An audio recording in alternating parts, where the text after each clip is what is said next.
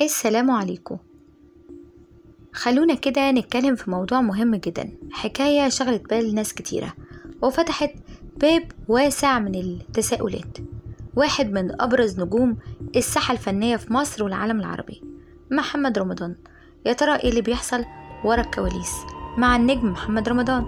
ليه بنشوف النجم اللي متعود دايما على الصدارة وانه يتصدر المشهد الفني والجماهيري بيواجه في الفترة الأخيرة عواصف وتحديات مش متعودين عليها؟ هل الحكاية مرتبطة بغيابه لفترة عن شاشات الدراما الرمضانية، ولا في كواليس تانية أعمق من كده بكتير بتظهر على الشاشات ووسائل التواصل الاجتماعي؟ ليه بنسمع عن سلسلة من الاعتذارات اللي ورا بعض في مسلسله الجديد واللي المفروض يرجع بيه لمنافسات رمضان؟ ايه حكاية كبار الكتاب والتأليف اللي بيسحبوا أسمائهم فجأة بعد ما يتم التعاقد معهم رسميا؟ وليه كمان بنشوف أزمة في البطولة النسائية بعد اعتذار أكتر من نجمة في خريطة الترشيحات الأساسية؟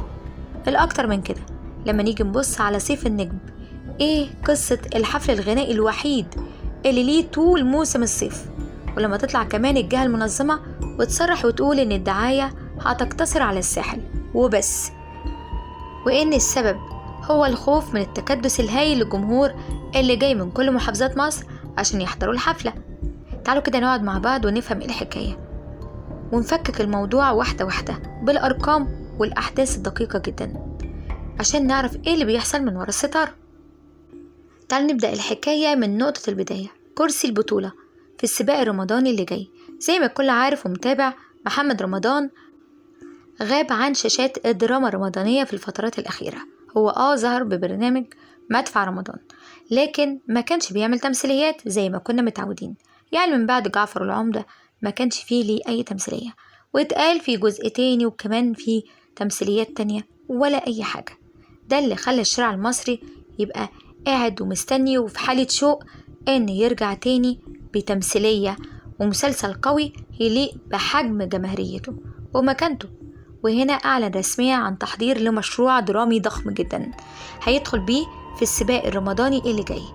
بقى في حالة من التفاؤل والناس قاعدة مستنية محمد رمضان، وخصوصا ان محمد رمضان هو نجم مفضل لشباب كتيرة قوي وبيشوفوه ان هو القدوة ليهم. وده بسبب ان هو شاب من وسط الشباب وطلع وبقى ليه نجم بيلمع ويسطع، وكمان ليه شهرة وثراء كبير جدا. وده اللي حصل في السنين اللي فاتت، فكتير من الشباب شايفينه يعني قدوة، مثل ممكن يحتذوا بيه.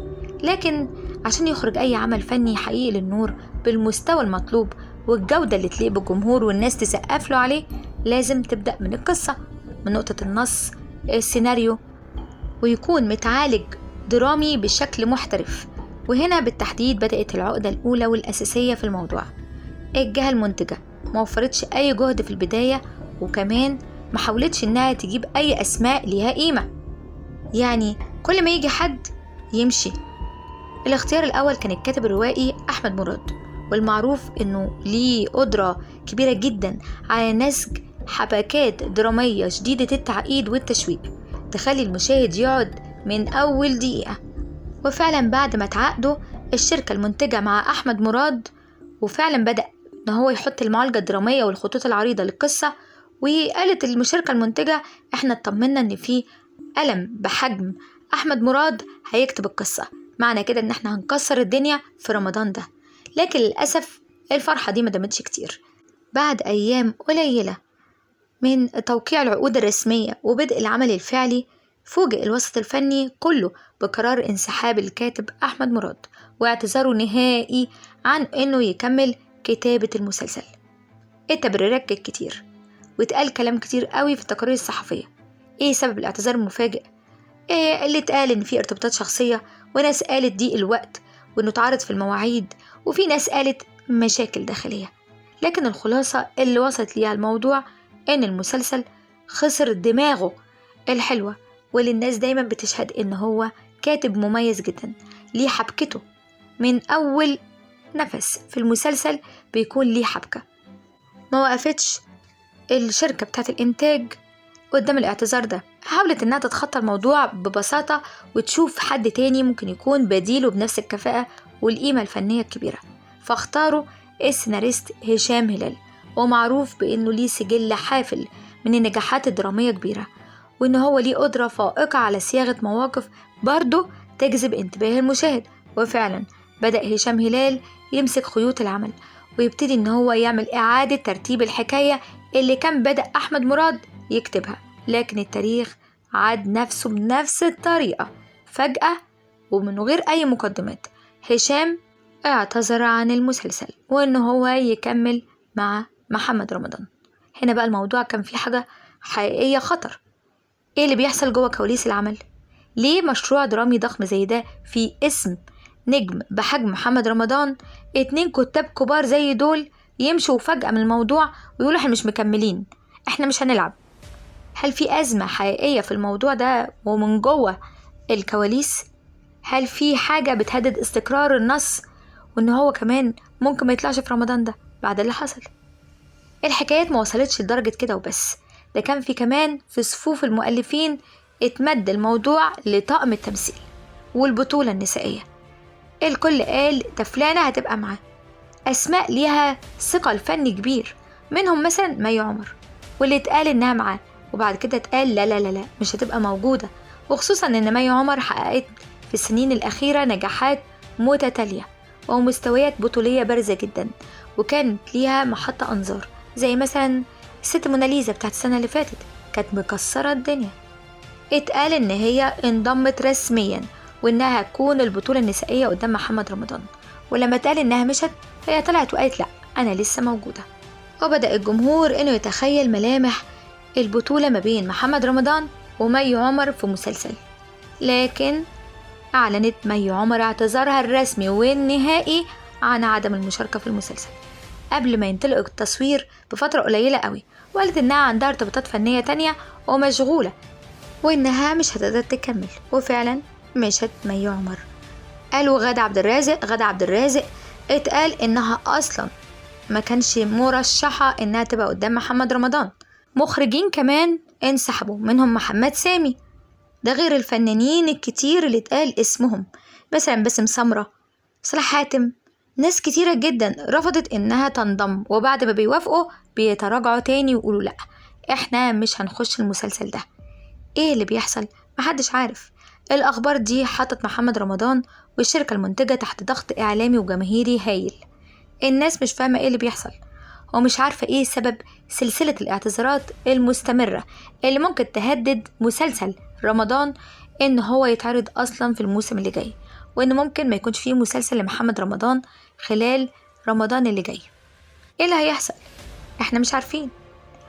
سيب ده، هنبص على الصيف، خلينا نشوف إيه اللي بيحصل. لو حبينا نبص على خريطة حفلات الفنان محمد رمضان على مدار السنين اللي فاتت هنلاقيه إنه كان دايما بيبقى عنده حفلات كتيرة جدا جدا جدا، ومنهم حفلات برا مصر كمان، ده غير اللي في الساحل وفي مارينا وفي المناطق الساحلية كلها والسياحية اللي في مصر وفي دهب.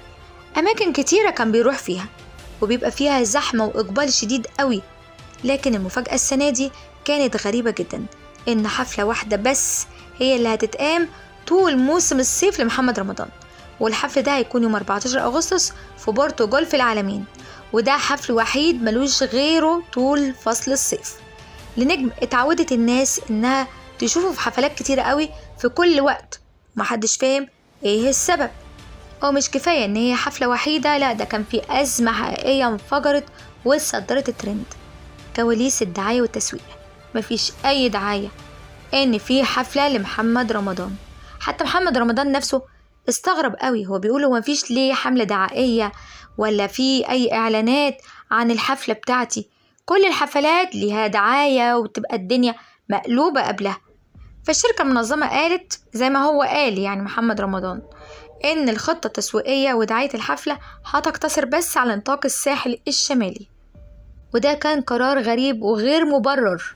هم قالوا أصل التكدس الجماهيري، أصل الناس كلها هتتجمع وهيبقى الموضوع فاقدين السيطرة عليه، والموضوع ممكن يبقى ناس جاية من برا الساحل وهم مش عايزين كده. التبرير ده معدش وخلاص، ده استفز محمد رمضان نفسه وخلاه يطلع يتكلم ويوجه رسالة مباشرة وساخرة للجهة المنظمة على حسابه الرسمي على منصات التواصل الاجتماعي، وأكد رفضه التام للمنطق إن إزاي الحفلة تكون على قد بتوع الساحل. أنا عايز شعبي كله، الجماهير اللي بتحبني من كل مكان في مصر، ودعا الناس فعلا من كل المحافظات بلا استثناء من اسكندرية لأسوان إنهم يروحوا يحضروا الحفلة في الساحل. وقال أنا عايز أشوف جمهوري كله من كل المحافظات، محدش يقول الموضوع على قد بتوع الساحل، أنا عايز حفلة كل الناس تجيلها. هو بيقول إحنا كأننا بنعمل حفلة ومش عايزين حد يجيلها. في تفاصيل بتقول إن الحفلة هتبقى يوم الجمعة 14 أغسطس، والتذاكر نزلت على تيكتس مارشيه تحت شعار ترويجي ليلة واحدة لنجم واحد وطاقة بلا حدود. اللي عمله بقى محمد رمضان عمل إيه؟ روج لحفلته ونبه على كل المحافظات وكل جمهوره في كل مكان إنهم يحجزوا التذاكر وإنهم يروحوا يحضروا الحفلة، وإن الموضوع ميبقاش على قد بتوع الساحل. بيقول أنا عايز كل الناس. محدش فاهم إيه اللي بيحصل مع محمد رمضان. اعتذارات لكبار الكتاب والنجوم، أزمة الحفلة الصيفي الوحيدة، في كواليس غريبة بتحصل. هو إيه اللي جرى؟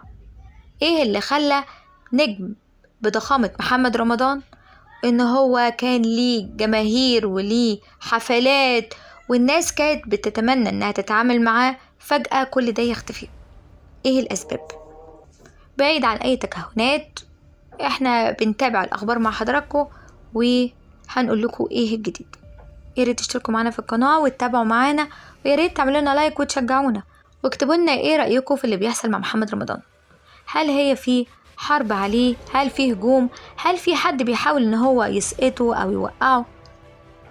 انتوا إيه رأيكم؟ إيه تعليقاتكم؟ مستنية تعليقاتكم ومستنية لايكاتكم الجميلة واشتراككم معانا في القناة. أسيبكم في أمان الله. السلام عليكم.